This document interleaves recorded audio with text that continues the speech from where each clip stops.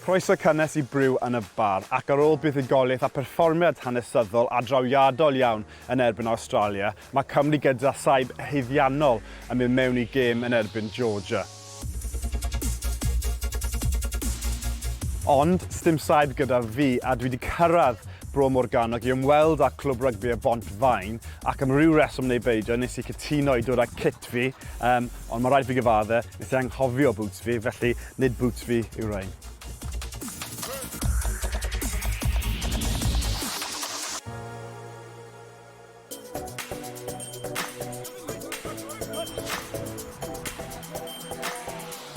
Quick fire questions there. Justin Tipperick neu Jac Morgan? Nawr prime tips on cwpl o flynyddoedd efallai Jac Morgan fyna. Jac Morgan. Gatland neu Farrell? Oh, Gatland. Gatland. Jac Morgan neu Sam Warburton? Fel captain neu back rower? Sam Warburton. Fi'n credu mae Jac yn, yeah, just as good. Hey, rai, pa dydych o'r llygad boy? Not trad. Edrych ar y bil.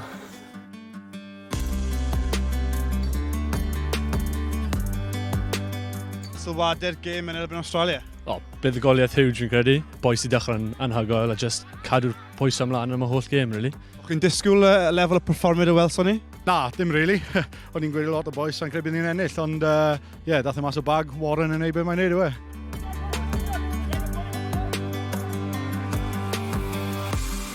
Dwi wedi crwydro o gwmpas y car a dwi wedi ffindo dyn adnabyddus iawn. Dyn sydd wedi ware yn Cwpan Rugby byd 2 o weithiau, Dan Barr o Canada. Dan, looking at the World Cup, what's your first thoughts, generally? What a World Cup.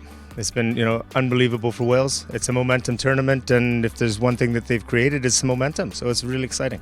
And obviously with Canada not being there, obviously, who are you rooting for? Right. Sorry, did I just say that? Obviously, I'm rooting for Wales. Who do you think is going to be the one to take it at the end of the day? Oh, look, South Africa looking strong. I don't know. They seem to have another level off the bench and another kind of gear to go that I don't think that we've seen.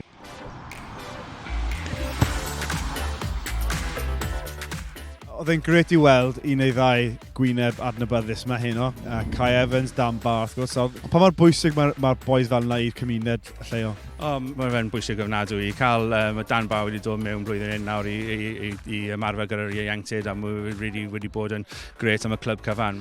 Mae cael Kai, mae Kai wedi bod, mae'n ddarmau bod yn 7, so mae'n ware trwy'r clwb gyda ni mynd I ieuenctid. Obviously, ni'n really proud o'r ffaith yn cael cap cynta yn y haf.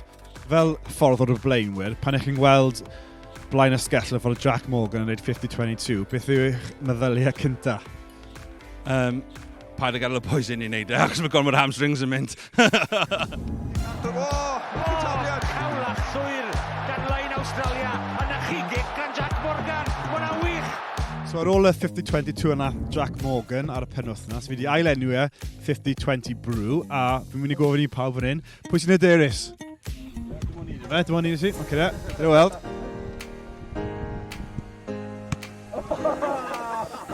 Wow. Wowzers.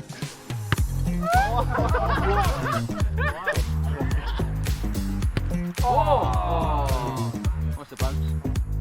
Let's go!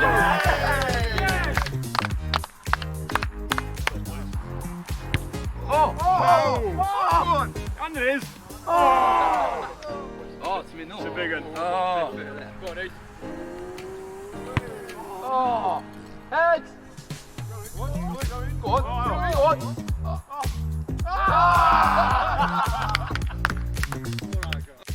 Wel, dyna ni te am benod yma o Brew yn y bar, ac mae fe'n deg I ddweud, sdim comeback ar y card I fi, yn enwedig ar ôl y 50-22 na, ond ymunwch ni y tro nesa pan bydd Clwb Rygbi Y Bont Faen yn croesawu local rivals nhw, Penarth, mewn gêm enfawr y tymor. Hwyl am y tro.